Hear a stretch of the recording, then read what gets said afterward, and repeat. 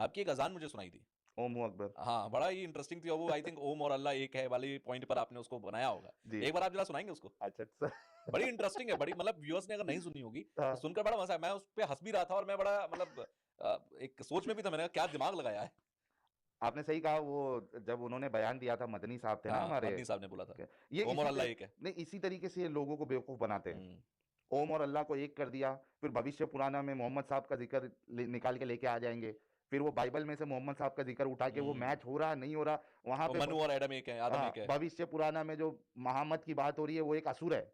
हाँ। लेकिन ये उसको मतलब लोग तो, जनता तो बेवकूफ होती है, वो कौन सा चेक करने दिक्कत वाली। ये है कि जो कह दिया वो मान लिया, नीचे वाला कोई क्रॉस चेक नहीं कर रहा उसको। क्रॉस चेक कोई नहीं कर रहा है। जनता है बेवकूफ, खुश हो जा रहे हैं, अरे हमारे नालायक साहब ने देखो खाली थोड़ी स्पीड से बोल दिया चैप्टर नंबर। भाई हम भी एक जमाने में थे, मैं भी फैन हाँ। था, तो हम थोड़ी ना जाके क्रॉस चेक करते थे। वो इसी वजह से कहते हैं ना, अगर आप एक अच्छे ओरेटर है तो आप लोगों को, आपकी बात पे, आपके झूठ पे भी यकीन कर लेगा। लोग हिटलर कहता आपके था कि झूठ झूठ पे, को ऐसे बोलो कि हाँ इंसान उसे सच मानकर चले। एग्जैक्टली तो उन्होंने जब इस तरीके का बयान दिया था तो मैं बोला, जब ओम और अल्लाह एक ही है तो आप चाहे अल्लाह बोलो या चाहे ओम ओम बोलो बोलो, तो मदनी साहब के हिसाब से आपको बात ठीक है। दिक्कत नहीं होना चाहिए।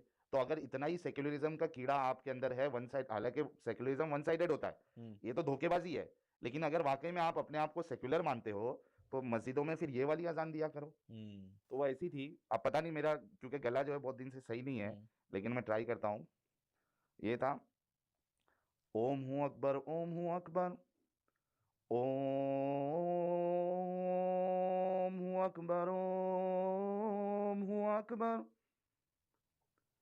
अशहदु अन ला इलाहा इल्लल ओम, अशहदु अन ला इलाहा इल्लल ओम, अशहदु अन्न मनु रसूलुल ओम, अशहदु अन्न मनु रसूलुल ओम, हय्या अला श्री कृष्णा, हय्या अला श्री कृष्णा,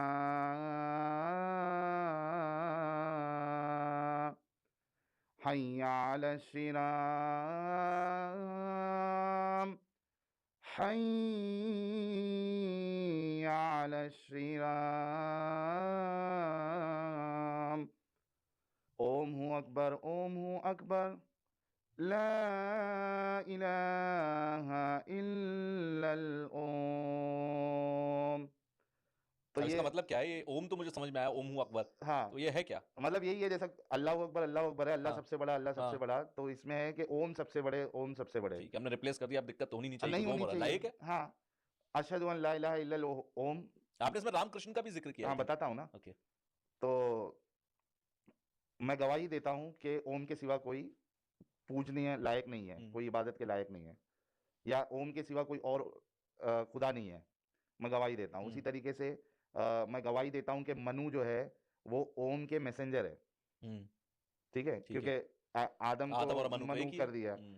फिर उसी तरीके से हैया अला श्री कृष्णा, आओ श्री कृष्णा की तरफ, आओ श्री कृष्णा की तरफ, आओ श्री राम की तरफ, आओ श्री राम की तरफ।